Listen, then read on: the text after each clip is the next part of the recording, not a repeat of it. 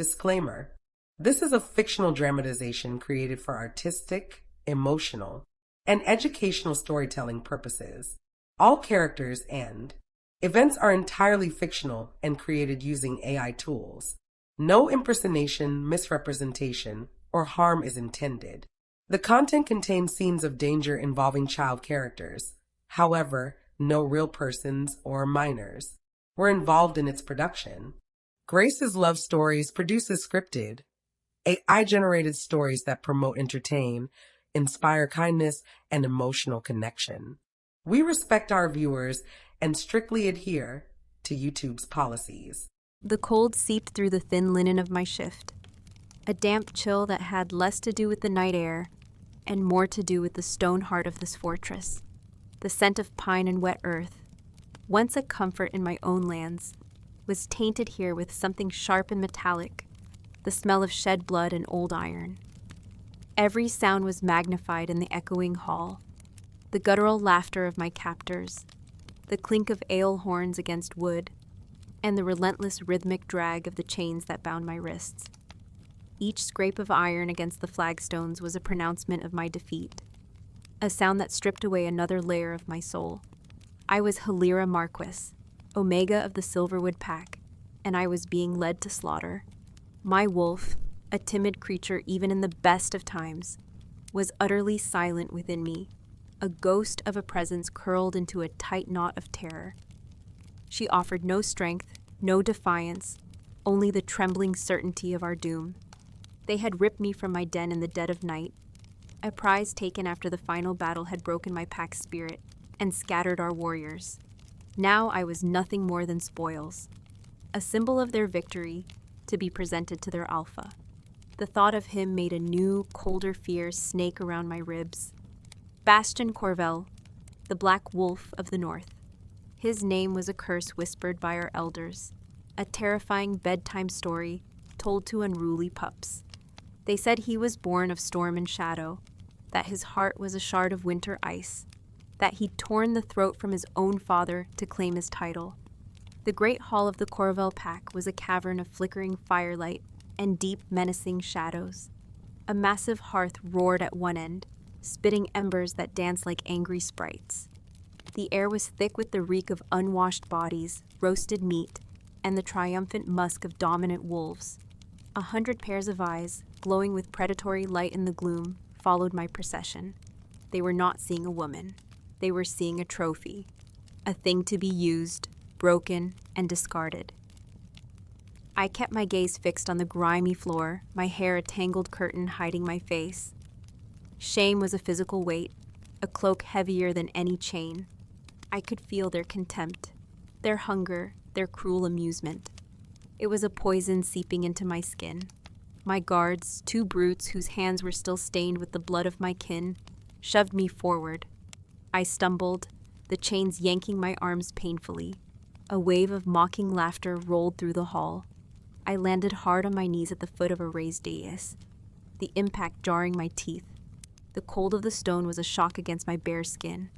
I stayed there, head bowed, waiting.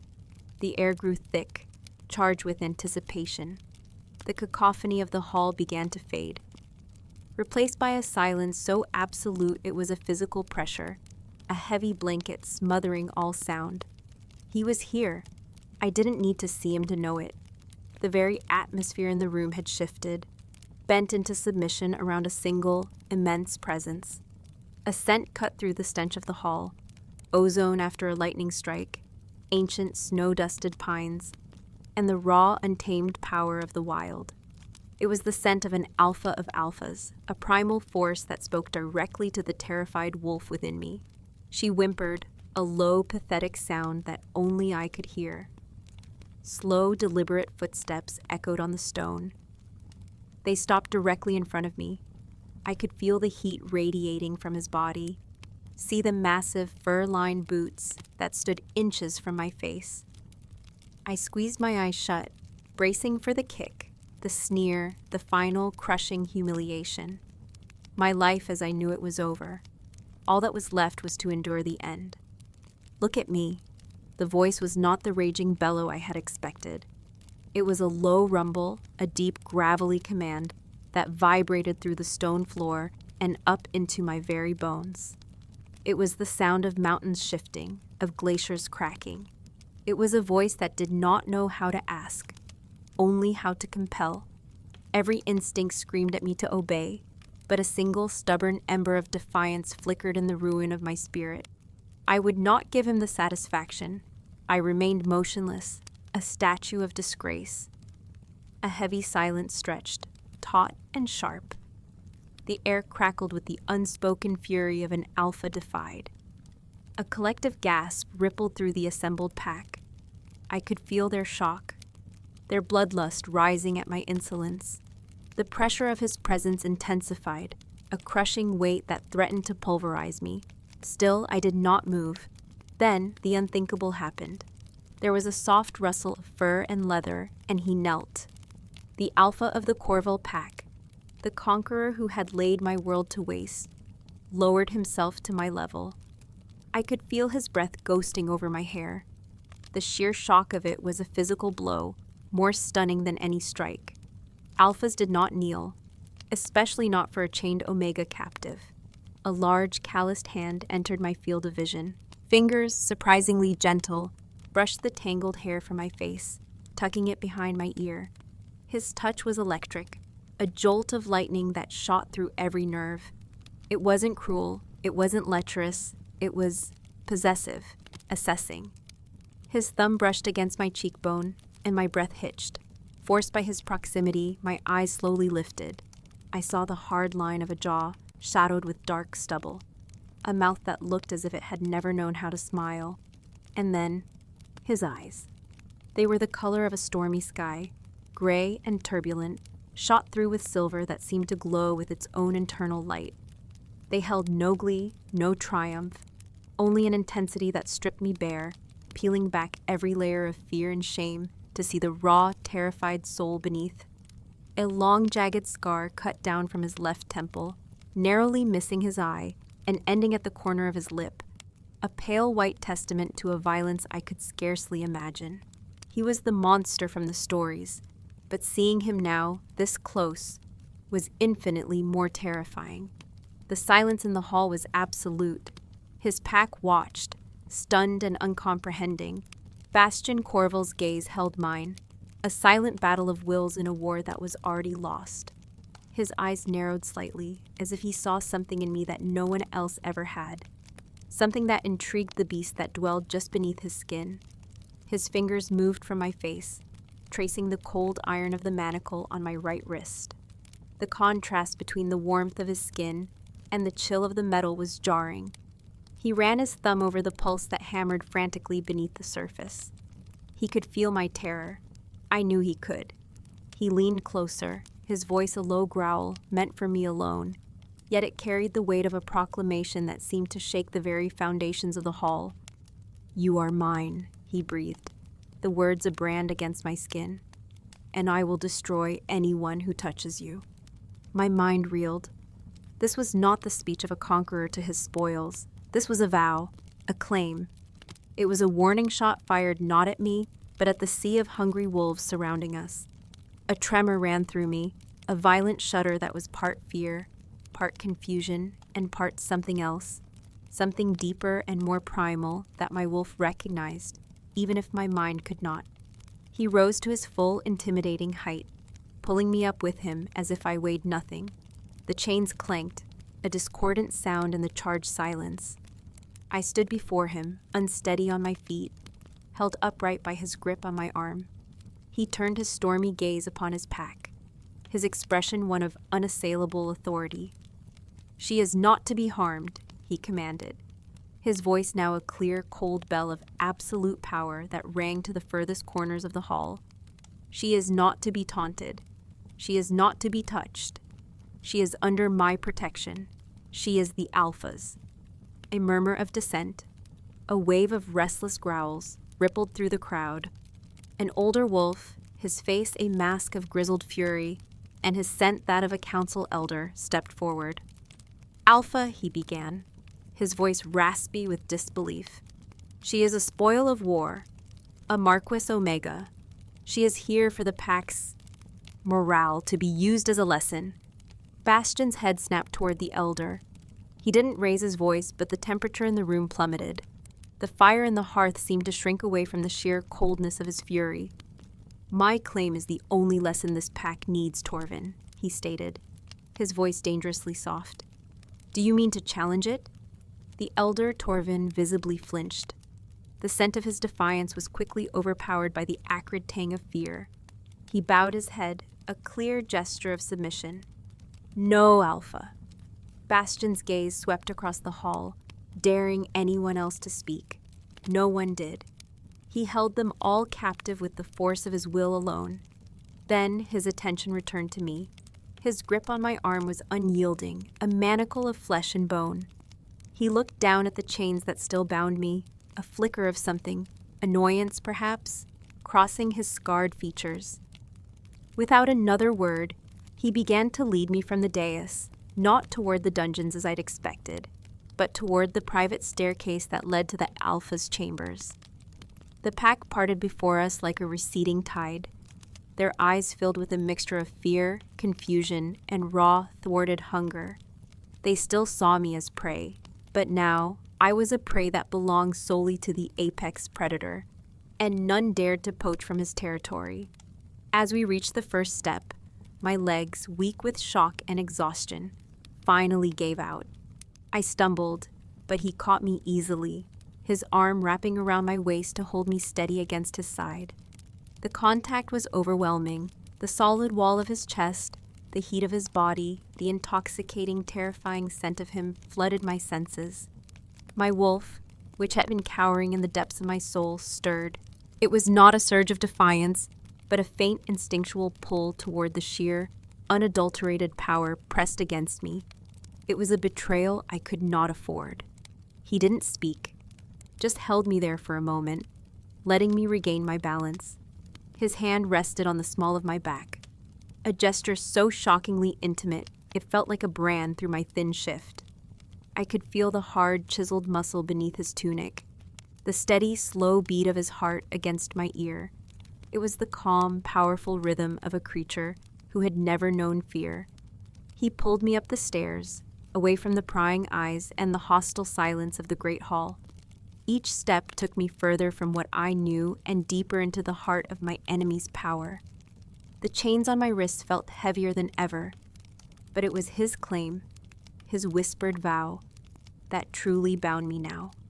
It coiled around my heart, a strange and terrifying bond that felt less like a prison and more like a leash held by a wolf who had no intention of ever letting me go.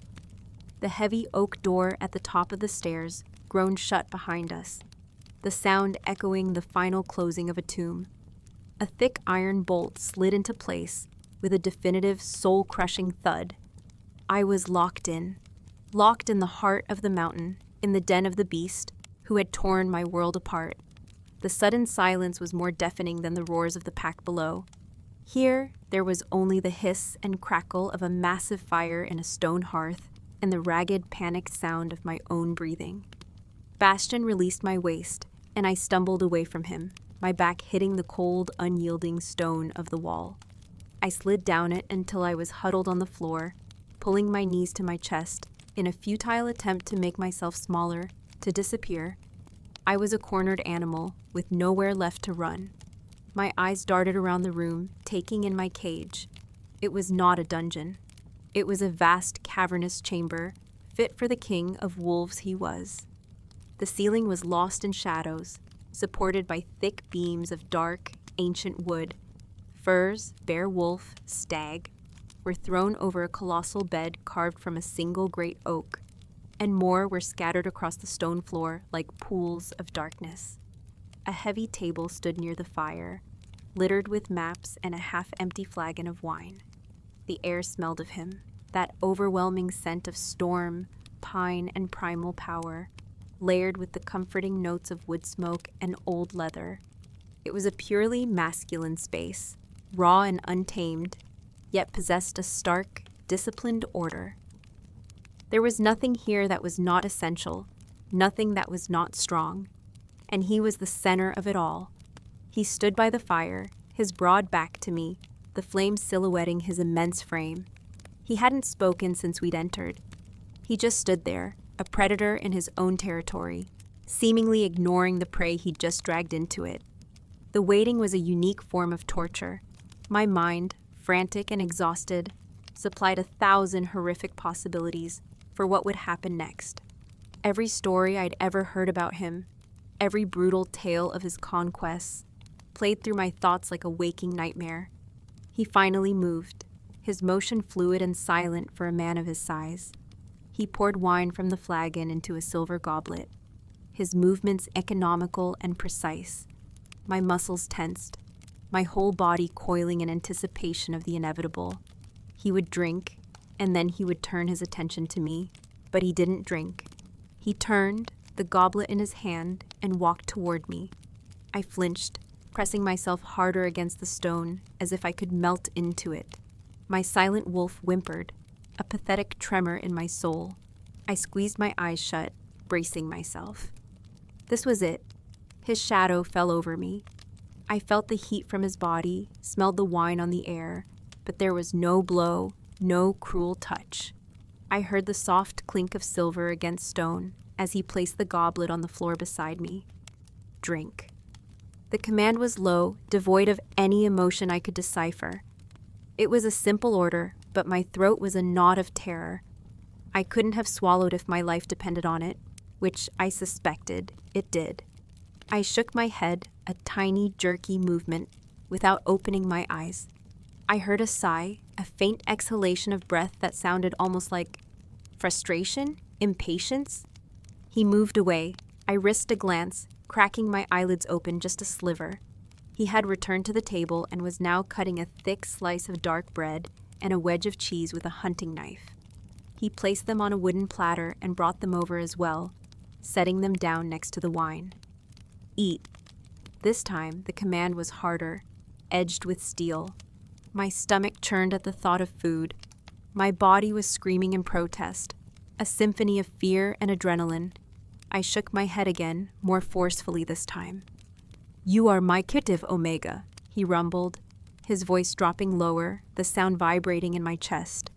"You will be weak enough when I am done with you. You will not starve yourself into an early grave before I have decided your fate. Eat." The words were a threat, but the actions were care. It was a horrifying contradiction that my mind couldn't reconcile. He was threatening me while trying to feed me. My confusion was so profound it momentarily eclipsed my fear. I stared at the offering, the rich dark wine, the wholesome bread, the pale cheese. It was better food than I, as an Omega, had seen in months, even in my own pack. He crouched down before me, his massive frame blocking the firelight. His nearness was suffocating. I could see the way the flames danced in his storm-gray eyes, the hard set of his jaw. The scar on his face seemed to pulse with a life of its own in the flickering light. "What did you expect?" he asked, his voice unexpectedly quiet. "That I would have you flogged? Thrown to my pack? Did you think I would break you on your first night in my fortress?" I couldn't speak. I could only stare at him, my heart hammering against my ribs like a trapped bird. "I may yet," he continued, his gaze unwavering, "but a broken toy is no use to anyone."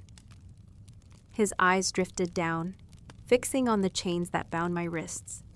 I had almost forgotten them, the cold weight a permanent part of me now. They had chafed my skin raw during the long, brutal journey to his lands. The flesh around the iron was red and inflamed. A low growl started deep in his chest.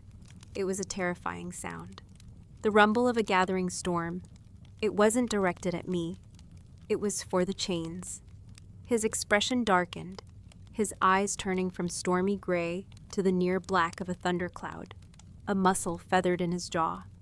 "They dared to put my property in iron," he snarled, the words a guttural threat. Before I could process what was happening, he reached out and took my wrists.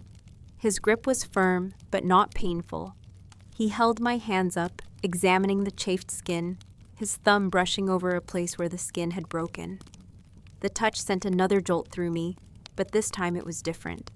It was the shock of his anger, an anger that was, incomprehensibly, on my behalf. He held my gaze, his eyes burning with a cold fire. Hold still.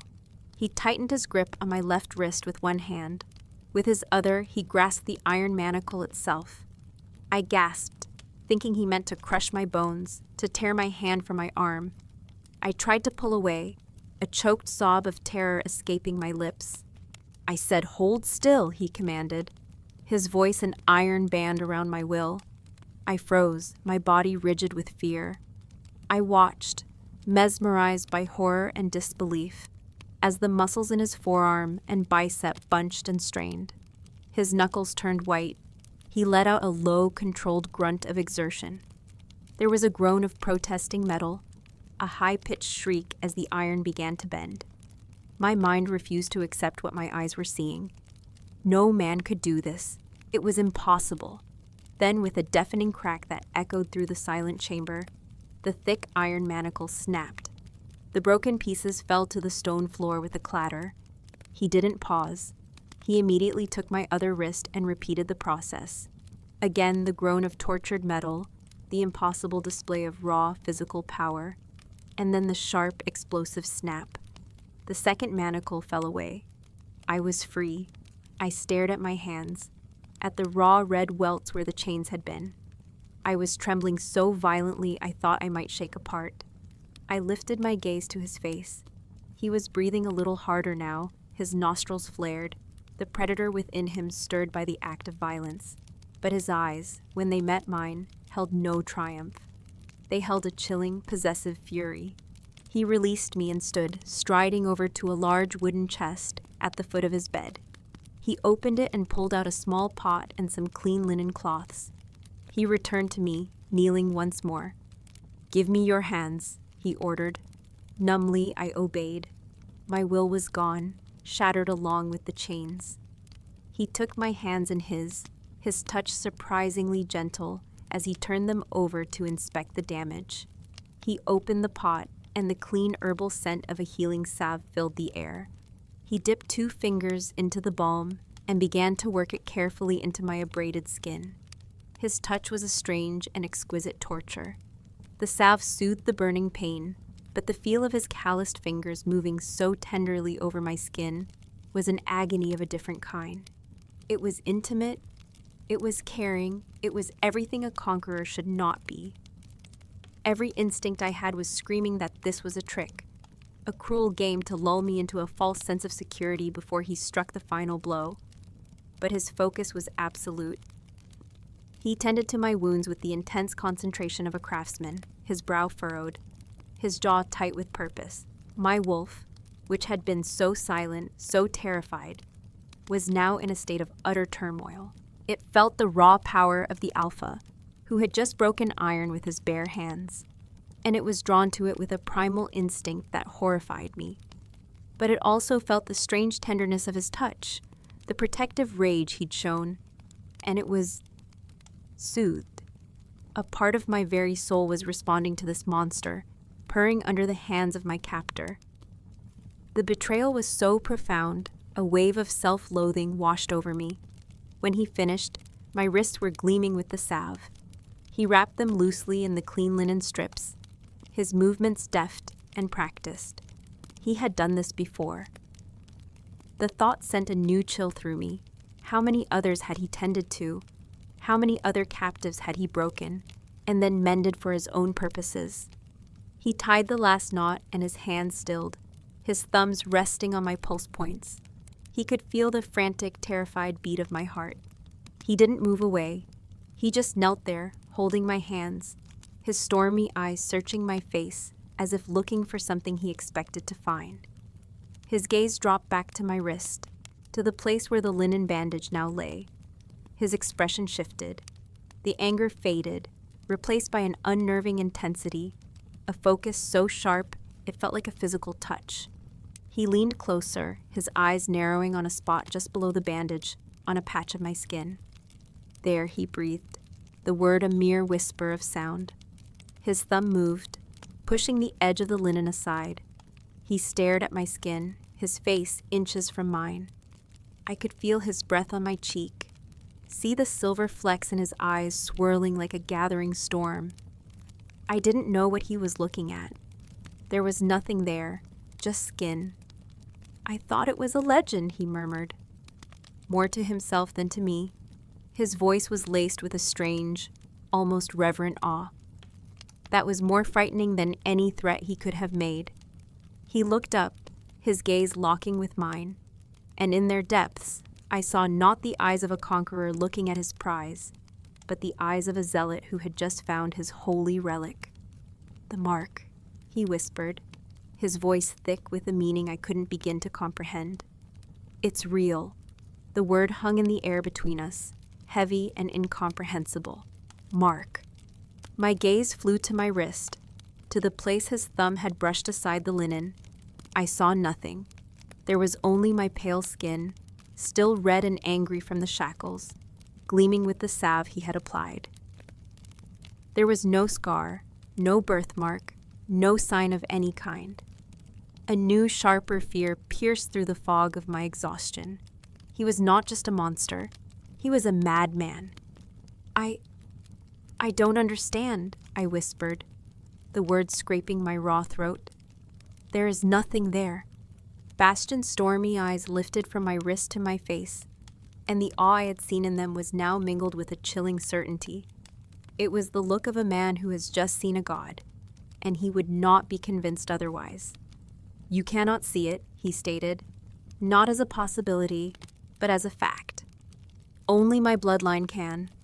It is the sign of the moon chosen, a sigil burned into the spirit, visible only to the alpha who is her fated match." The words were from some ancient lore, a fireside tale for pups, not a reality to be spoken in the den of a conqueror. Moon chosen, fated match.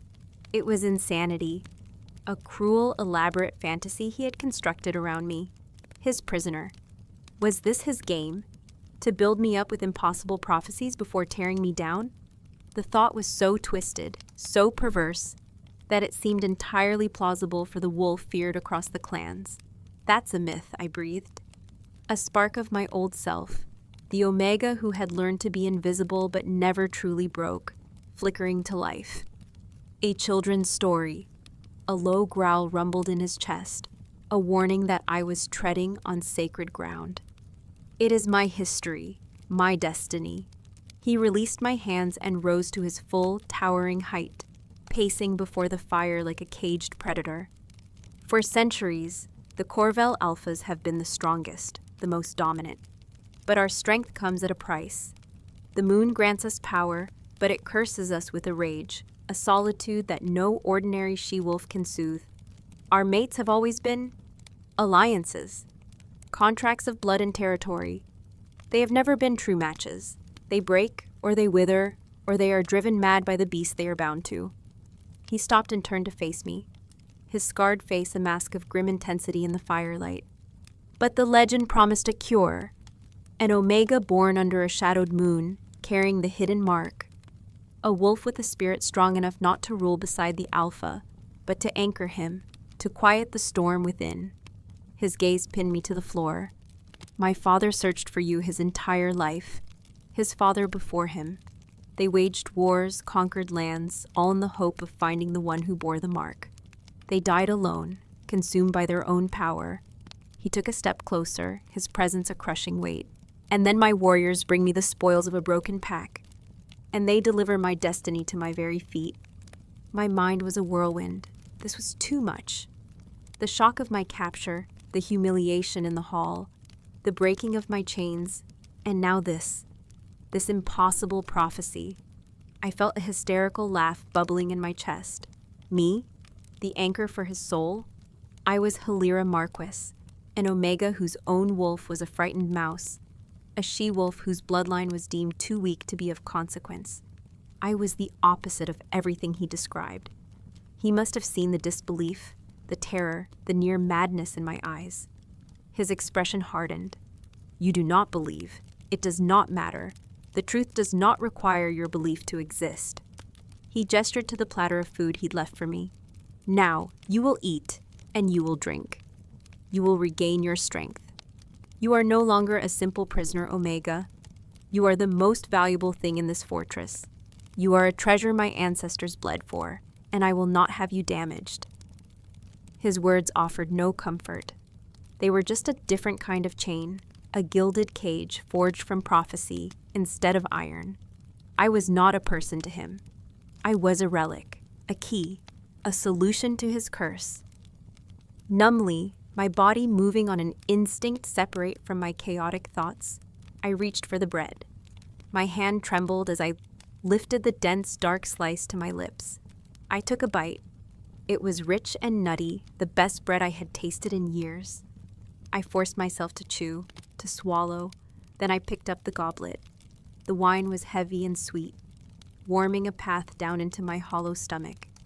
He watched my every move, his gaze so intense it was a physical force. He didn't eat or drink himself. He just watched, as if ensuring his precious artifact was functioning correctly. When I had finished the bread and cheese and half the wine, he gave a curt nod of satisfaction. "Good, now you will sleep." He pointed a commanding finger toward the colossal bed, piled high with furs. I froze, the goblet halfway to my lips. His bed. The implication crashed over me with the force of a tidal wave. I shook my head, my eyes wide with a fresh wave of panic. "No." His eyes narrowed. "It is not a request. I will not be your... I couldn't even say the word. I am your prisoner, not your whore." The air in the room went from cold to glacial. The fire seemed to dim, and the shadows deepened, clinging to him. For the first time since he'd knelt before me in the hall, I saw the monster, the black wolf of the stories, surface in his eyes. They bled from gray to pure, predatory silver, glowing with a faint, terrifying light. "You will never speak that word in my presence again," he snarled, his voice a low, vicious thing. "You are the moon chosen. You are my fated mate. You are sacred. I would sooner cut off my own hand than dishonor you in such a way. You will sleep in my bed because it is the safest, most fortified place in this keep. You will sleep there alone. I will take the floor." The shock of his words was as stunning as a physical blow. Sacred. The concept was so alien, so at odds with my entire life as an Omega, that I could not process it. He, the most powerful alpha I had ever encountered, would sleep on the floor while I, the lowest of the low, took his bed. Before I could respond, there was a sharp, authoritative knock at the chamber door. Bastion's head snapped toward the sound, a furious growl ripping from his chest. The protective, possessive rage was back instantly. He moved to stand between me and the door, a living wall of muscle and fury. "Who dares?" he roared, the sound vibrating through the stone. "Alpha, it is Torvin," came the muffled, strained voice of the elder from the hall. "The council demands an audience. They will not be placated. They speak of your father's laws, of the conqueror's right." Bastion was a statue of contained violence. "There is only one law in this keep, and it is mine. They say you have been bewitched by an enemy witch." Torvin's voice was laced with desperation. "They mean to inspect her, to test her for enchantments." The silver in Bastion's eyes flared into a raging inferno. "Open this door, Torvin," he commanded, his voice dropping to a lethally soft tone, "and you will show me who among them wishes to be the first to die." There was a moment of terrified silence, then the sound of the heavy bolt being drawn back. The door creaked open, revealing the grizzled, anxious face of Torvin. Behind him stood 3 other large, grim-faced wolves, all high-ranking members of his council. Their eyes immediately sought me out, huddled by the wall. I saw the greed, the suspicion, and the raw hunger in their expressions. They saw a prize being unjustly hoarded. Bastion did not move to let them in. He filled the doorway, an immovable object of pure authority. "You have a complaint about my claim?" he asked, his voice dangerously calm. One of the wolves behind Torvin, a brute with a flattened nose and cruel eyes, stepped forward. "The Omega is pack property, Alpha. She is a tool to ensure the loyalty of the warriors who bled for this victory. To keep her for yourself is what, Rorik?" Bastion interrupted, his voice like the scrape of a blade on stone. "Finish your sentence. I dare you." Rorik's courage faltered under that silver gaze, but his resentment was a palpable stench in the air. "It is unwise. It shows weakness." Bastion was utterly still for a long moment. Then he turned his head and looked at me. "Come here," he commanded. My body refused to move. I was paralyzed, a rabbit caught between a wolf pack and a viper. "Now, hello!" he growled, using my name for the first time. The sound of it on his tongue was a shock, a caress and a command all in one. My legs, trembling, obeyed. I pushed myself up from the floor and walked on unsteady feet toward the doorway, toward the 4 hostile wolves and the alpha who stood between us. When I reached him, Bastion's arm shot out, wrapping around my waist and pulling me flush against his side. He tucked me into his body, shielding me, yet also displaying me. His message was clear. She is mine to protect, mine to possess. He buried his face in my hair, inhaling deeply. The gesture was primal, possessive, a public act of claiming. I could feel the rumble in his chest as he took in my scent. Then he turned his gaze, still burning with silver fury, back to the council members. "This is no Omega spoil," he declared, his voice ringing with absolute power. "This is the destined mate of the Corvel line, the moon-chosen of the prophecies. She is not a tool for your pleasure. She is your alpha female, your Luna." A collective gasp went through the small group. Torvin's jaw dropped. Rorik's face contorted in disbelief and disgust. "Prophecy," Rorik scoffed, emboldened by outrage. "You've been alone too long, Alpha. You see fantasies. I see a Marquis bitch who needs to be taught her place." In a blur of motion too fast to follow, Bastion's hand shot out and seized Rorik by the throat. He slammed the bigger wolf against the stone door frame, lifting him effortlessly until his feet dangled inches from the floor. Rorik choked, his hands clawing uselessly at Bastion's wrist. The other council members fell back, their scents turning acrid with fear. "Her place," Bastion snarled, his face inches from Rorik's, "is at my gate, and your place is on your knees, begging her for the forgiveness I will not grant you." He squeezed, and a sickening crackle of cartilage echoed in the sudden, horrified silence. He held the gasping wolf for another moment, letting the lesson sink in, before dropping him in a heap on the floor. He turned his lethal gaze on the remaining 2. "Go, tell the pack what you have seen. Tell them their Luna has arrived. And tell them that the next wolf who looks at her with anything but reverence will have his eyes torn from his skull by my own hand." They scrambled away, dragging the choking Rorik with them. Torvin lingered for a second, his face pale, his eyes wide with a mixture of terror and dawning, horrified belief. He gave a jerky, awkward bow, a bow to me, before turning and fleeing down the stairs. The heavy door slammed shut, the bolt shooting home once more. The chamber was silent again, but the air was thick with the aftermath of violence, charged with Bastion's untamed power. He was still radiating fury, his chest heaving, the silver light slowly receding from his eyes. He turned to me. I was still pressed against his side where he had held me, my hand clutching his tunic without my conscious thought. I flinched, expecting the storm of his rage to now turn on me, but instead his expression softened, the hard lines of his face easing as he looked down at me. He lifted a hand not to strike, but to gently brush a stray strand of hair from my cheek. His calloused fingers were impossibly soft against my skin. "Now they know," he murmured, his voice a low, rough vibration that I felt through my entire body. He leaned in, his gaze fixed on my lips, and for a terrifying, heart-stopping moment, I thought he was going to kiss me. He stopped, his mouth just a breath from mine. "The war outside is over," he whispered, his own breath ghosting across my face, warm and smelling of wine and power. "But the one in here is just beginning." His words hung in the air, a promise and a threat entwined. The war within the fortress walls. He was right. I could feel the battle lines being drawn, not only in the hostile stares of his council, but inside my own heart. He was my captor, the destroyer of my home, the alpha of a pack that bayed for my blood. Yet he had broken my chains, tended my wounds, and declared me sacred. He had defended me with a ferocity that stole my breath, claiming me not as a spoil, but as a queen. The contradiction was a dizzying vortex, and I was at its center, spinning without anchor. He finally pulled back, the intense proximity broken, allowing me to breathe again. The air rushed into my lungs, feeling thin and insufficient. The rage had faded from his eyes, leaving behind the turbulent gray of a winter storm, and something else, a deep, ancient weariness.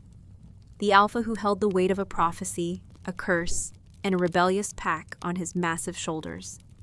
"The bed," he said, his voice returning to that flat, commanding tone. "Go." This time, I did not argue. The fight had drained from me, replaced by a bone-deep exhaustion so profound, it felt as if my very marrow had turned to lead. Arguing with this man was like arguing with a landslide, futile and dangerous. I walked toward the enormous bed, each step an effort. The furs looked dark and inviting, a promise of oblivion I desperately craved. I felt his eyes on my back, a constant, watchful pressure. I hesitated at the edge, my simple linen shift feeling flimsy and inadequate in the face of such savage luxury. This was his space, saturated with his scent, the very heart of his power. To lie in it felt like the ultimate act of surrender. I turned back to look at him. He had not moved. He stood like a stone sentinel near the door, arms crossed over his powerful chest, watching. "I will not harm you in your sleep, Helera," he said, his voice rough. "You have my vow." A vow from the man who broke iron with his hands and council members with a glare. It should have meant nothing, but my traitorous wolf, feeling the echo of his power and the strange security of his protective rage, believed him. Trembling, I pulled back a heavy bearskin and slipped beneath the layers of fur. The sensory overload was immediate and overwhelming. The furs were heavy, smelling of cold air, clean animal, and him. So much of him. It was like being wrapped in his very essence, a cocoon of his untamed power. The scent should have terrified me, sent me scrambling out and away, but instead, a strange primal part of me relaxed. My exhausted body sank into the soft mattress beneath, and the weight of the pelts was not confining, but grounding, safe. The thought was a horrifying betrayal of my family, my pack, my entire life. I was finding comfort in the den of my greatest enemy. I lay on my side, facing the fire, and watched him through my lashes.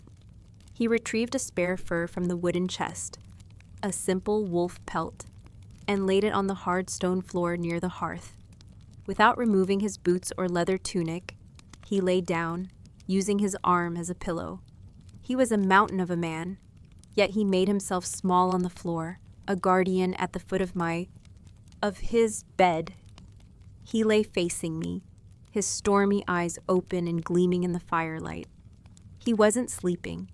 He was watching, standing guard. Sleep did not come easily. My mind was a battlefield of warring images. My capture, the laughing guards, the hatred in the great hall, Bastion's impossible strength, the awe in his eyes when he spoke of the mark, the fear on Torvin's face.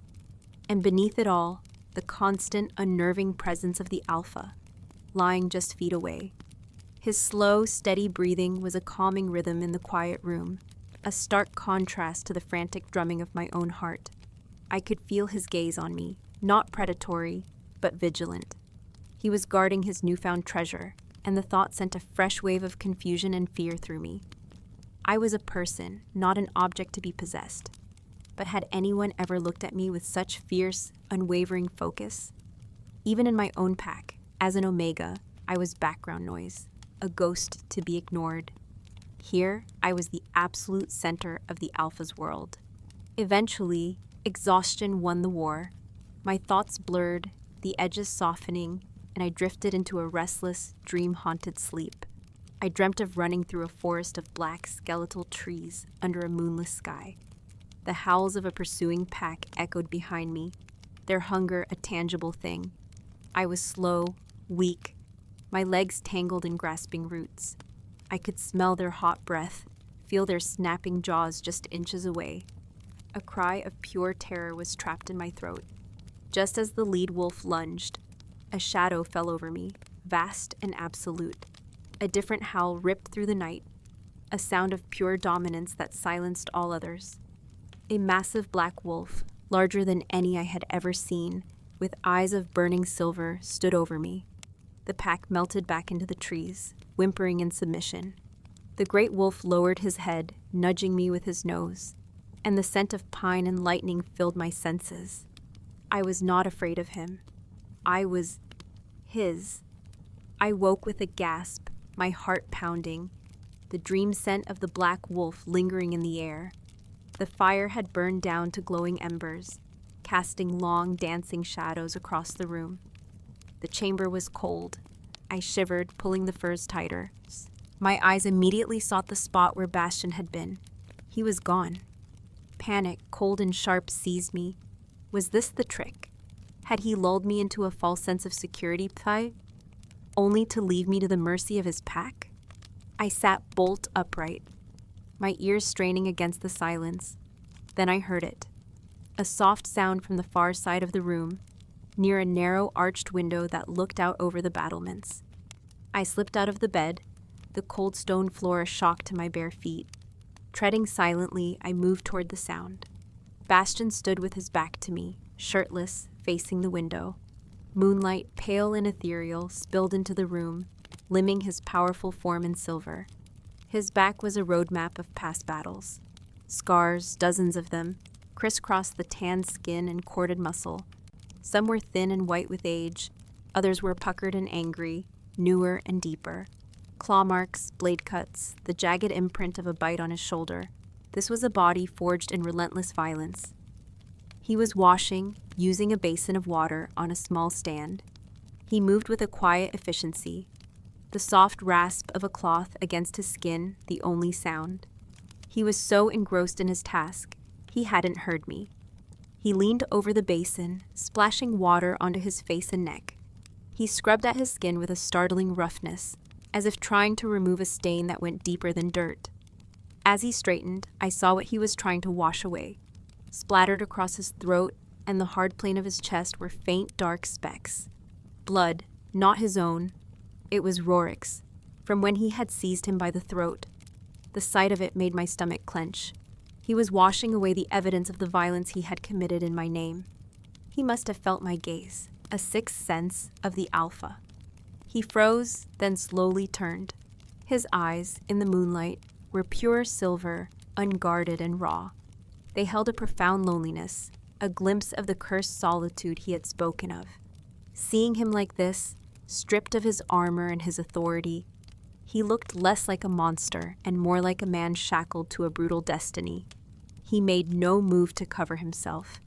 He simply stood there, letting me see the evidence of his violent life written on his skin. My eyes were drawn to the most prominent scar, the one on his face that cut down from his temple. It was deeper than the others, a permanent snarl carved into his features. "Who did that to you?" The question slipped out before I could stop it. A soft, instinctive query. His expression hardened instantly, the momentary vulnerability vanishing behind a mask of stone. "My father," he said, his voice flat and cold. "The night I took the Alpha title from him." The casual brutality of his statement was a physical blow. He'd told me he'd torn the throat from his own father, and I'd assumed it was a story, an exaggeration to build his myth. But the scar was proof. The coldness in his eyes was the chilling truth.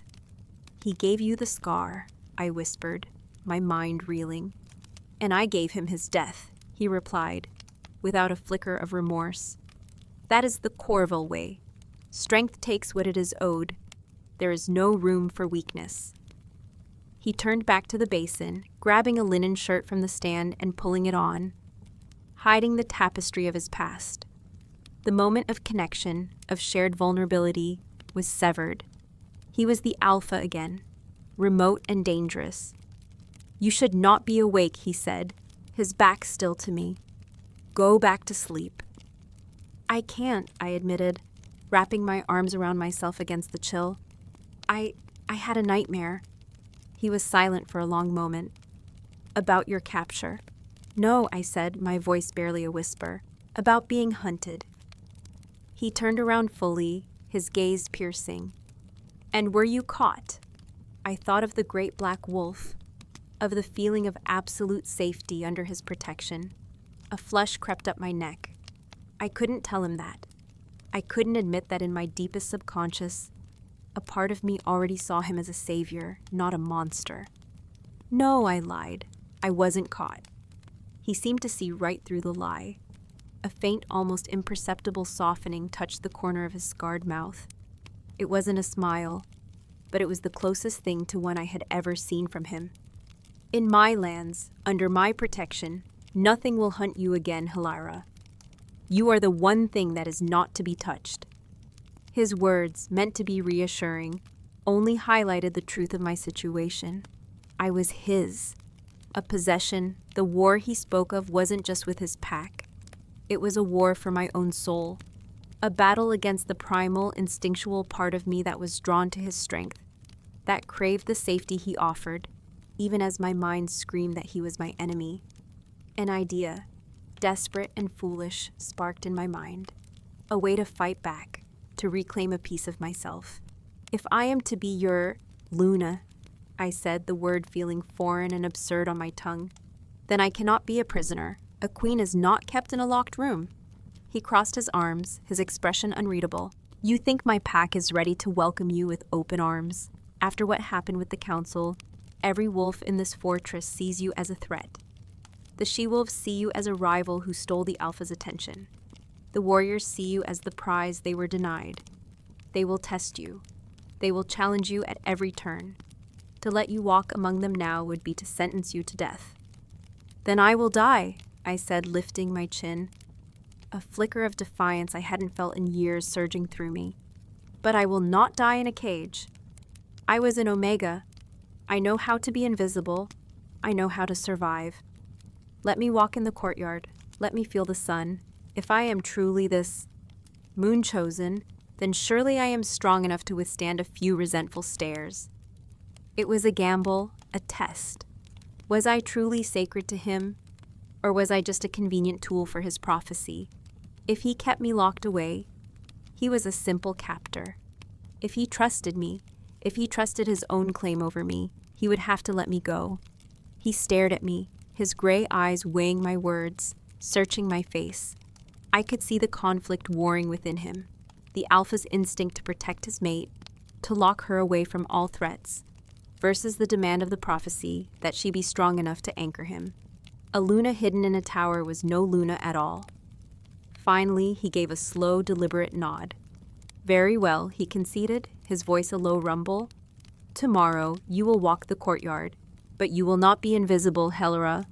He took a step toward me, his shadow swallowing me whole. You will walk with your head held high. You will meet their eyes, and I will be watching from this window.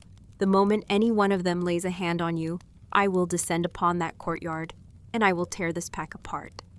He wasn't just giving me permission. He was issuing a challenge, a test of my strength, and a promise of his own terrifying, absolute wrath. The morning light was a pale, watery gray, filtering through the arrow-slit window and doing little to warm the oppressive stone of the chamber. True to his word, Bastion did not lock me in. He had left at dawn, his departure as silent as a shadow, but he left the heavy door unbolted. The freedom was a hollow thing, a leash so long I could almost forget it was there. But his final words from the night before echoed in my mind, a chilling reminder of the stakes. I will tear this pack apart. He had placed not only my life, but the lives of his entire pack in my trembling hands. A young she-wolf, her scent a nervous mix of lavender and fear, had brought a tray with breakfast. More bread, hard cheese, and a mug of steaming herbal tea. She had not met my eyes. Her head bowed in a gesture that was half reverence and half terror. She had also brought a dress. It was a simple garment of dark green wool, clean and patched, but far warmer than my threadbare linen shift. As I changed, I felt a knot of dread tightening in my stomach. The dress was another symbol of my changing status, another layer separating me from the captive I was and pushing me toward the Luna I was supposed to become. Standing before the unbolted door, my hand hovering over the iron handle, I almost faltered. It would be so easy to stay, to remain in the relative safety of the Alpha's den, a gilded cage where the only monster was the one who had declared me sacred. But to do so would be to accept his possession of me entirely. To walk out that door was an act of defiance, a claim on my own existence, however fraught with peril. Steeling my nerves, I pulled the door open and stepped out into the cold stone corridor. The fortress was a maze of echoing hallways and steep winding stairs. The air was thick with the scent of wood smoke, damp stone, and the living, breathing musk of the pack. Wolves, warriors, and servants alike stopped dead in their tracks as I passed. Conversations died. Work ceased. All I could hear was the soft scuff of my borrowed boots on the flagstones and the frantic thumping of my own heart. I kept my head high, as Bastion had commanded, but it took every ounce of my will. Their eyes were a physical weight. I felt their stares like 1,000 tiny needles against my skin. The males watched with a mixture of resentment and raw, carnal assessment. I was the prize they had been denied, the Alpha's forbidden fruit, and their gazes stripped me bare.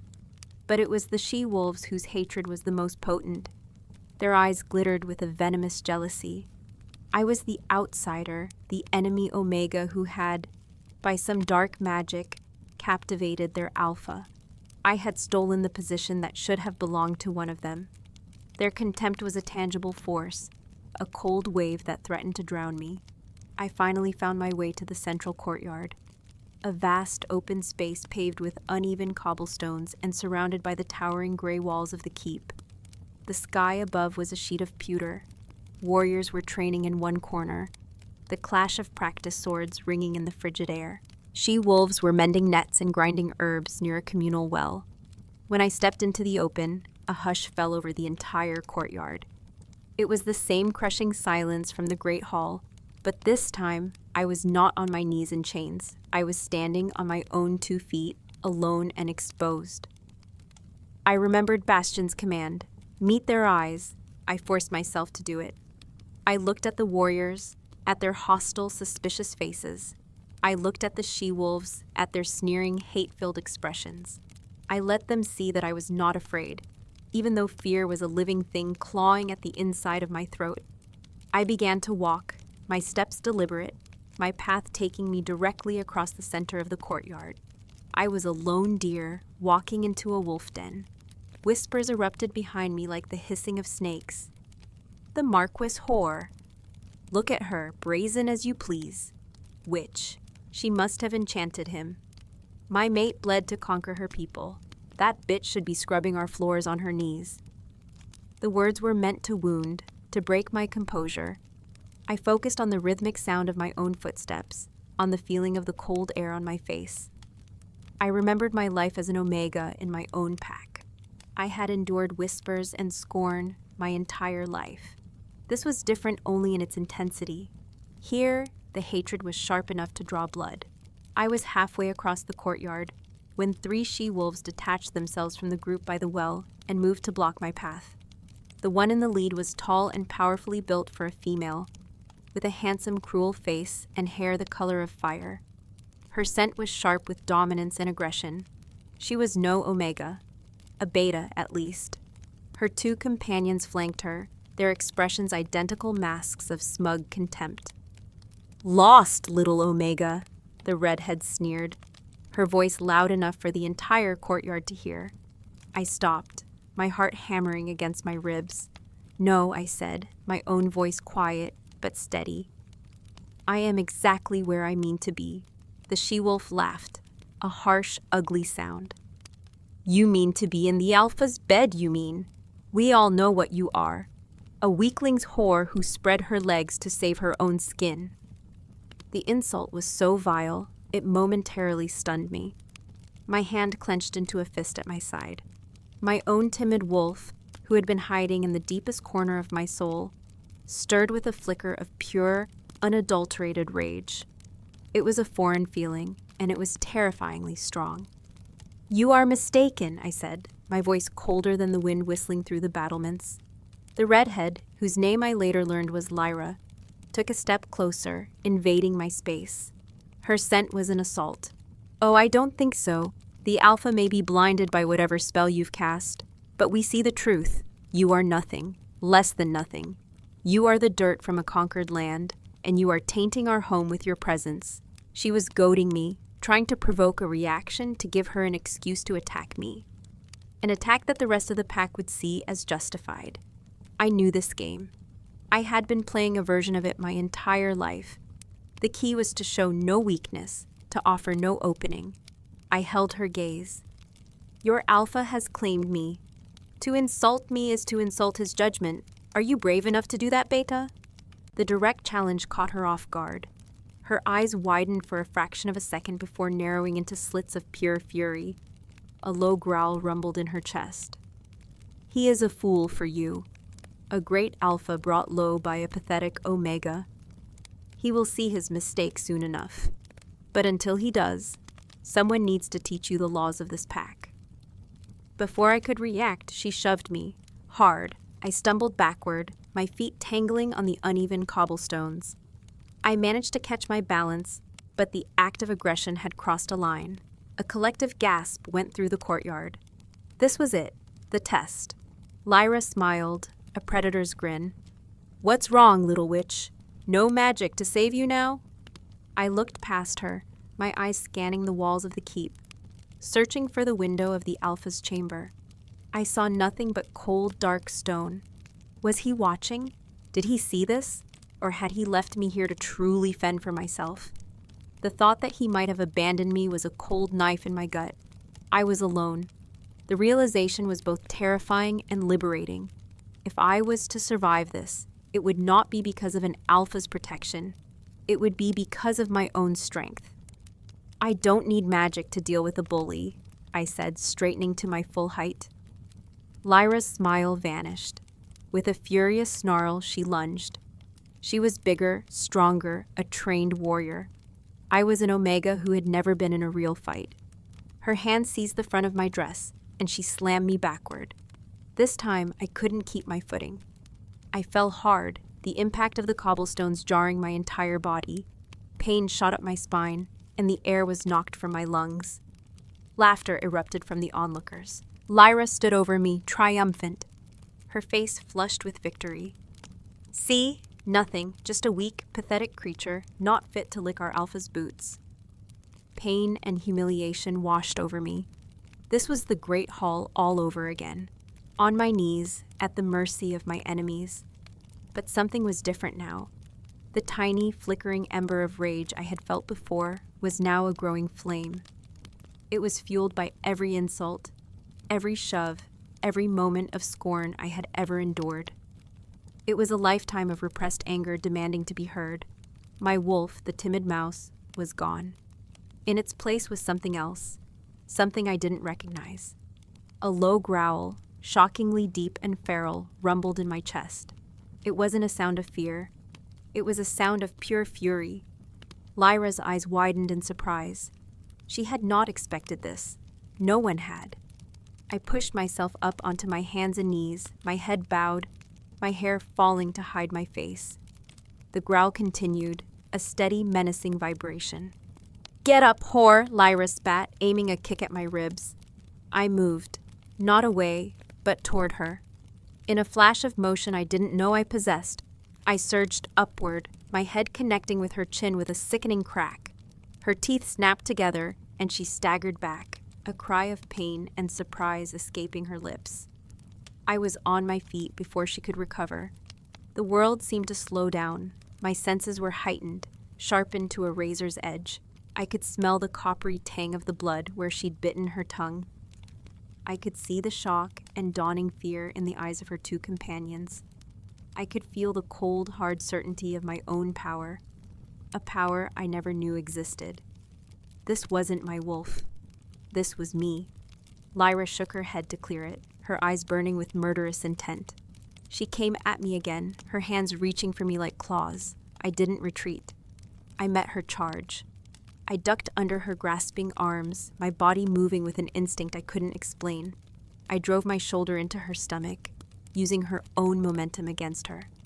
The air rushed out of her in a great whoosh, and she doubled over, gasping. I wasn't done.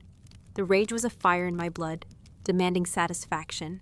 I grabbed a handful of her fiery hair and yanked her head back, forcing her to meet my eyes. "You will never," I snarled, my voice a guttural, unrecognizable thing. "Touch me again." I shoved her away from me, and she fell in a heap on the cobblestones, the same way I had just moments before. The courtyard was utterly silent. The warriors had stopped their training. The she-wolves stood frozen. They were all staring, their faces a mixture of disbelief, shock, and a new dawning fear. They were not looking at an omega. They were looking at something else entirely. My chest was heaving, my body thrumming with an adrenaline I had never known. The rage began to recede, leaving me shaky and cold in its wake. What had I done? I had just attacked a high-ranking beta in front of the entire pack. Bastion's protection wouldn't save me from this. This was a direct challenge, an unforgivable breach of pack law. I would be torn apart. Then a new scent cut through the air. Ozone and pine and winter storms. Bastion. He hadn't descended from the window. He strode into the courtyard from the main keep entrance, moving with that lethal, unhurried grace. He hadn't been watching from above. He had been walking toward the courtyard himself. He had seen it all. His face was a mask of cold, unreadable fury. His eyes, the color of a thundercloud, swept over the scene.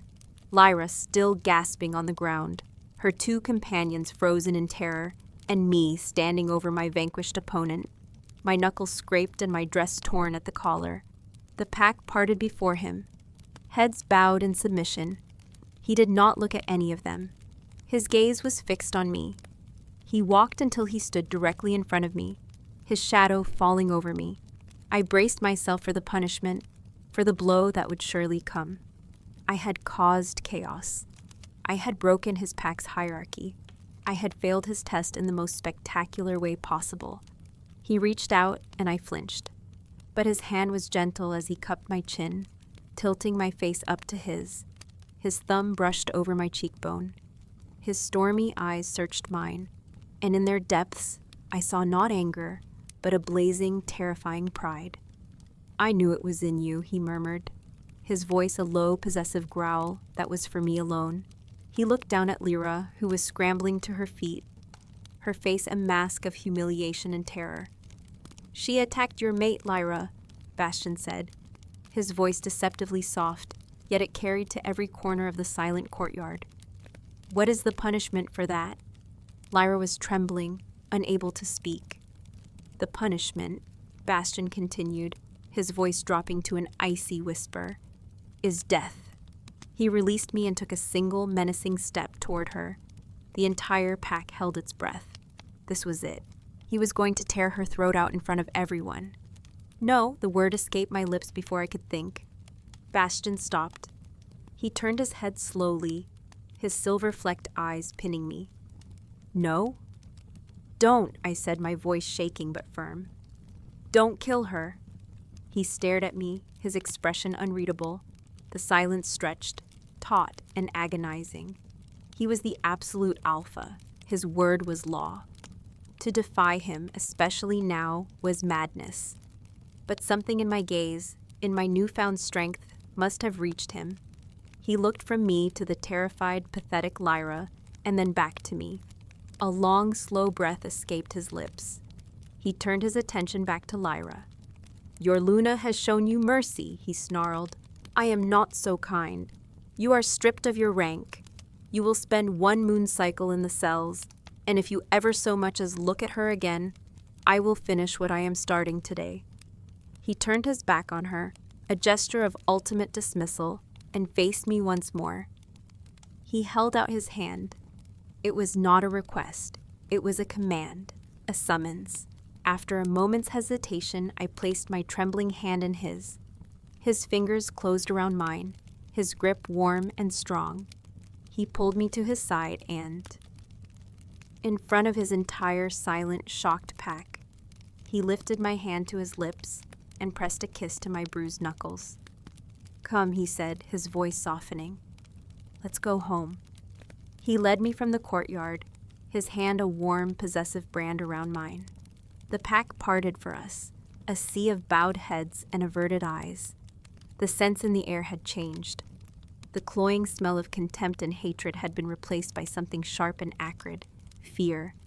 And beneath it, a subtle, reluctant shift toward something else. Respect. They had not respected the Alpha's decree Luna, but they respected the she-wolf who had brought a ranking beta to her knees. They respected the power I had inexplicably shown, and they feared the Alpha who had endorsed it. We walked in silence back through the winding stone corridors, up the private staircase, and into the vast chamber that was now both my cage and my sanctuary. Only when the heavy oak door was bolted behind us did Bastian finally release my hand. The absence of his touch left my skin feeling cold and strangely empty. I stood in the center of the room, my body still thrumming with the aftershocks of the fight. My knuckles ached. A bruise was already purpling on my ribs where Lyra had kicked me. My muscles, unused to such exertion, trembled with fatigue, but I felt more alive than I had in my entire life. The frightened, invisible Omega was a ghost, a shed skin I had left behind on the cobblestones of the courtyard. In her place stood someone I did not yet know. Bastian moved to the table and poured 2 goblets of wine, his movements as economical and precise as always. He had shed the cold fury of the Alpha in the courtyard, but a different kind of intensity radiated from him now. A focused, almost hungry energy that was directed entirely at me. He brought one of the goblets to me, pressing it into my hand. "Drink," he ordered. His voice was rough, a low growl that vibrated in his chest. "Your first taste of battle, it leaves a thirst." I took the goblet, my fingers brushing against his. The contact sent a jolt of awareness through me, sharp and clean as lightning. I drank deeply, the wine a welcome fire in my belly, steadying my trembling limbs. He watched me, his stormy eyes missing nothing. The slight tremor in my hand, the new defiant set of my shoulders, the lingering fire of the fight in my eyes. "I did not know I had that in me," I whispered, staring into the dark depths of the wine. "That rage, that strength." "I did," he stated, his voice a low rumble. "The mark of the Moonchosen is not a brand on a weakling. It is a sign of a sleeping power. The she-wolf meant to anchor an alpha like me cannot be a mouse. She must have a wolf of her own." He took a step closer, his presence filling the space between us, making the air feel thick and heavy. "And today, for the first time, I saw her." His words sent a shiver down my spine. That had nothing to do with the cold. He was not talking about my physical wolf, the timid creature that still hid within me. He was talking about the spirit, the fire he had seen in the courtyard. He was looking at me, truly looking at me, and seeing not a prisoner, not a prophecy, but a partner, an equal. "Why did you stop me?" he asked, his voice dropping lower, more intimate. "In the courtyard, why did you spare her life?" "Because that is not who I am," I answered, finding my voice. "I am not a killer, and because a Luna who rules through fear alone is no Luna at all. She is just another tyrant." I lifted my gaze to meet his. "Your pack will not learn to respect me if my first act is to have one of their own executed for a petty squabble." A slow, dangerous smile touched Bastian's scarred lips. It transformed his harsh features, making him look devastatingly predatory. "You speak of ruling." "You are the one who named me Luna in front of your council," I countered, a surprising boldness rising in me. "If I am to wear the title, I will define what it means. It will not be defined for me." His smile widened. The silver in his eyes flared with an emotion I couldn't name. Admiration, desire, possession, all mingled into one intoxicating, terrifying blaze. "My father searched for a key to his curse. I have found a queen for my throne." He set his goblet down on the table and reached for me. his large, warm hands settling on my waist. He drew me closer until my body was flush against his. The solid wall of his chest was an anchor in the dizzying storm of my emotions. I could feel the steady, powerful beat of his heart against my own frantic pulse. The overwhelming scent of him, pine, storm, and pure male alpha, clouded my senses, making coherent thought impossible. This was no longer about a prophecy or a claim. This was about the man and the woman, the primal, undeniable pull that had been arcing between us since the moment he first knelt before me in the great hall. "Helira," he murmured, his voice a rough caress. He lowered his head, his forehead resting against mine. We were breathing the same air. His gaze was locked on mine, and in the turbulent gray depths, I saw the raw, aching loneliness of his soul, the solitude of the cursed alpha who had never known a true partner. And I saw the dawning hope that he had finally, impossibly, found her in me. My own defenses, so carefully constructed over a lifetime of pain and invisibility, crumbled to dust. I was not just his captive. I was not just his fated mate. In that moment, I was hit. The realization was not one of defeat, but of surrender. A surrender to a force far greater than any pack, any war, any prophecy. It was the surrender of one soul to another. His head tilted, his lips just a breath away. This was it. The moment that had been building between us, fraught with tension and unspoken promises. I closed my eyes, my breath catching in my throat in anticipation. Then a horn blew, a single, piercing, urgent blast from the fortress watchtower. It was not a call to arms or a signal of greeting. It was an alarm, a warning. Bastion stiffened, his entire body going rigid. A low, guttural snarl was ripped from his chest. The tender, possessive male vanished in an instant, replaced by the warrior alpha. He released me and strode to the window, his movements swift and deadly. "What is it?" I asked, my voice trembling. The spell between us shattered. "Hunters," he growled. His eyes narrowed as he stared down into the valley below the fortress. "The Silver Order. They've been tracking my raiding parties for weeks, but they've never been so bold as to show themselves this close to my gates." The Silver Order. My blood ran cold. They were human hunters, a fanatical order dedicated to the eradication of all werewolves. They were ruthless, cunning, and legendarily cruel, employing silver weapons and dark alchemies that could kill even the strongest alpha. "Why now?" I whispered, moving to stand beside him at the window. In the distance, at the edge of the dark pine forest that bordered his lands, I could see them. A line of men on horseback, their armor glinting in the weak sunlight. They carried no banner of a rival pack, only the stark symbol of a silver cross. They were not preparing for an assault. They were simply waiting. Bastion's gaze was not on the main force. It was fixed on a single rider who had detached from the group and was slowly approaching the fortress gates. This rider carried a white flag of parley. "They're not here for a fight," Bastion snarled, a dangerous confusion entering his voice. "Not a full one. This is something else." He turned from the window, his mind already shifting from mate to warlord.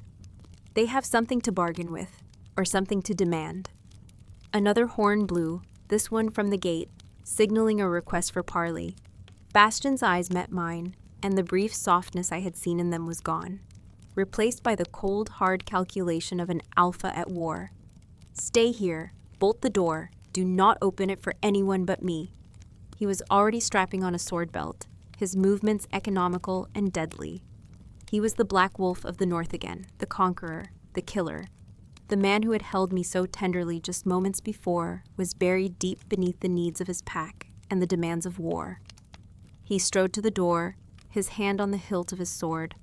He paused, his back to me. "This changes nothing, Helira," he said, his voice a low iron promise. "When I return, we will finish what we started." And then he was gone, the door closing behind him with a soft click. I stood there, my heart a wild, frantic drum in my chest. I rushed to the door and slid the heavy iron bolt into place, the sound echoing the dread that was closing around my heart.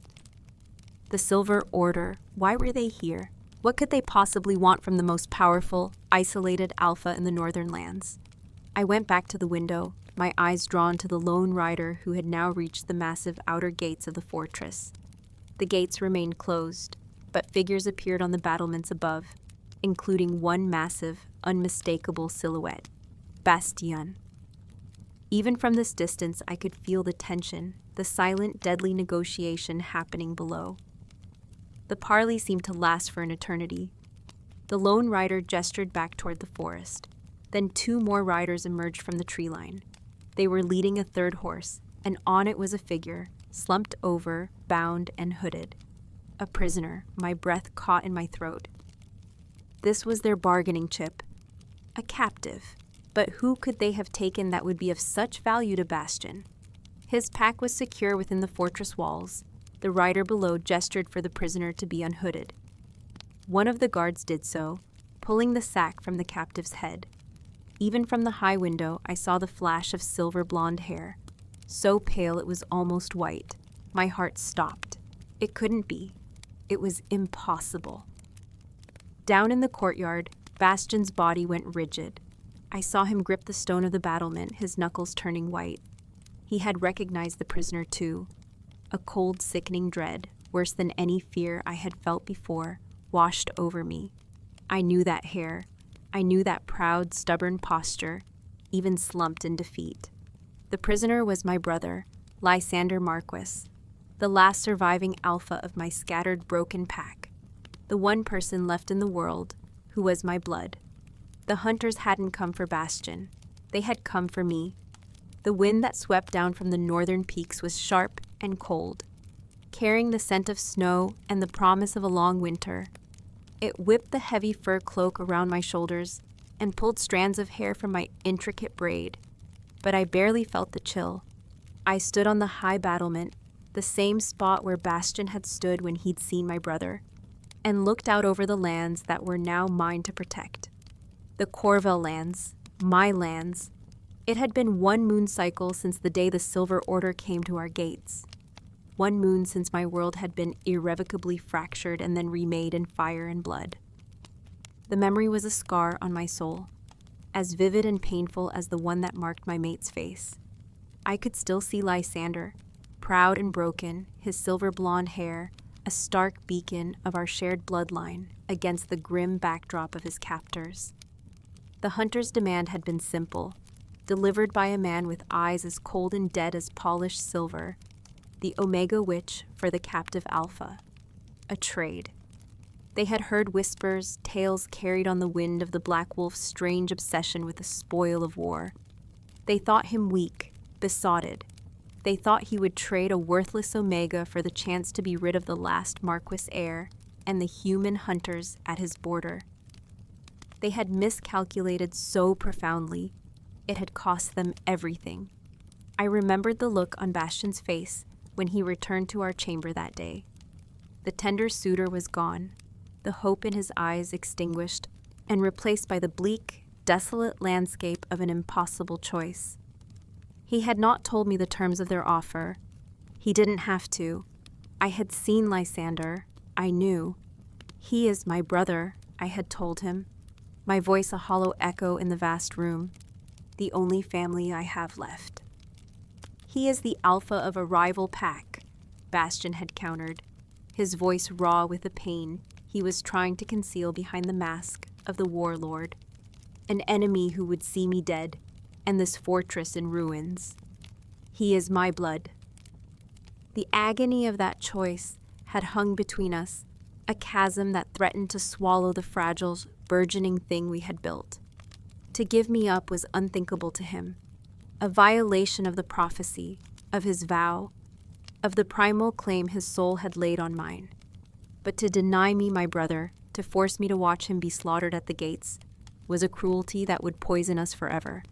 He was trapped between his duty as an alpha and his bond as a mate. It was I who had made the choice. The Omega who had been taught to endure, to survive, had found the strength of the Luna he saw in me. "You cannot give me to them," I said, walking to him, placing my hands on his chest, feeling the violent turmoil of his heart beneath my palms. "And I will not let my brother die. Therefore, there is only one path. We fight." The sheer audacity of it had stunned him. To openly wage war on the Silver Order was suicide. They were masters of tactics, armed with the one substance that could cripple our kind. But as he looked into my eyes, he saw not a foolish girl, but the queen he had named me. A queen who would not sacrifice her king and would not abandon her people. What followed was not a battle, but a slaughter. Bastion did not meet them on the open field as they expected. He was a creature of shadow and strategy. He used the land, his land, as a weapon. Under the cover of a moonless night, his warriors, with me at their side, had fallen upon the hunters' camp like a winter storm. It was not a clash of swords and shields. It was a primal reaping. The Corvel wolves, fighting for the Luna, who had chosen them over her own blood, were possessed by a righteous fury I had never witnessed. And Bastion was a force of nature, a whirlwind of black fur and silver eyes, a living embodiment of death. He tore through their ranks, his fangs and claws ripping through silver-inlaid armor as if it were parchment. He was not just an alpha protecting his pack. He was a male protecting his mate, and there is no more terrifying creature in the world.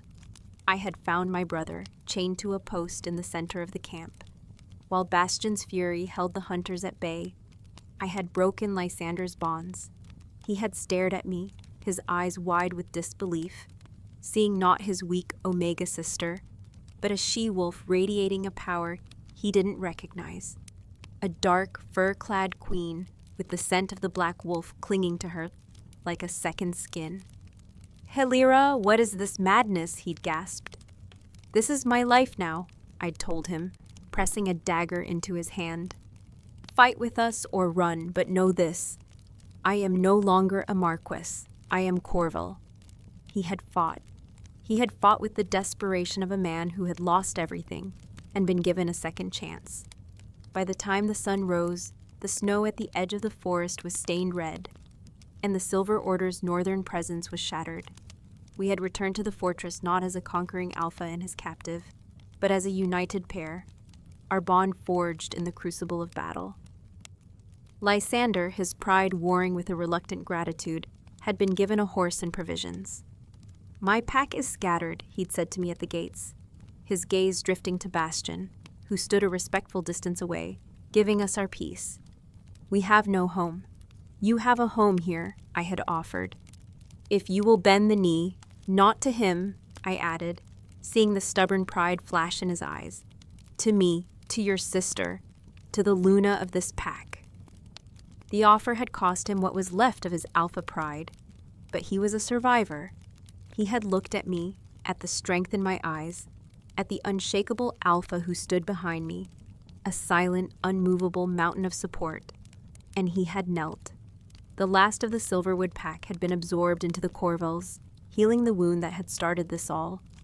Now, standing on the battlement, I felt a hand on my waist, a familiar warmth that seeped into my very bones. Bastion came to stand behind me, his arms wrapping around me, his chin resting on my shoulder. He did not speak, simply held me, his presence a solid, comforting anchor. His scent, the scent I had once feared above all else, was now the scent of home. "The scouts report the passes are clear," he murmured into my hair, his voice a low rumble against my ear. "The last of the hunters have fled south. They won't be back." "They will," I said, my voice soft. "They will regroup. They will return with more silver, more men. They will not forget this defeat." "Let them come," he growled, a possessive fire in his tone. "Let them come and break themselves against our walls. This fortress has stood for 1,000 years. It will stand for 1,000 more. And now it has a queen." He turned me in his arms, his stormy eyes searching mine. The weariness was still there, the ancient solitude of his curse, but it was softer now, tempered by the connection we shared. The mark on my wrist, the one only he could see, was a permanent, invisible bond that had saved us both. He had been searching for an anchor for his rage, a cure for his curse. He had found something more. He had found his equal. "The war is not over, Bastion," I whispered, my hand coming up to trace the jagged scar on his face, the scar his father had given him, the scar that was a symbol of the brutal legacy he was trying to reshape. "No," he agreed, his thumb gently caressing my cheek. "But the one in here," he said, tapping his own chest, "is quiet for the first time in my life." He then moved his hand to my heart. "And the war in here is over. You are not a prisoner. You are not a spoil. You are not a prophecy." He leaned in, his forehead resting against mine, the world outside the two of us fading away to nothing. There was only the sound of the wind, the feeling of his strong arms around me, and the steady, unbreakable rhythm of our two hearts beating as one. "You are my mate," he breathed, the words a sacred vow. "My Luna, my home." He finally kissed me. It was not a kiss of conquest or of passion, but of profound, breathtaking belonging. It was the closing of a circle, the end of a long, lonely winter, and the promise of a new dawn. I was Hilira Corville, once Marquess. I had been taken in the night like stolen prey, but I had been found. In the arms of the Alpha feared by all, I was not a prisoner. I was the Alpha's bride, and the fire between us was not a danger. It was the flame that would keep our world from the cold, and I would never let it go out.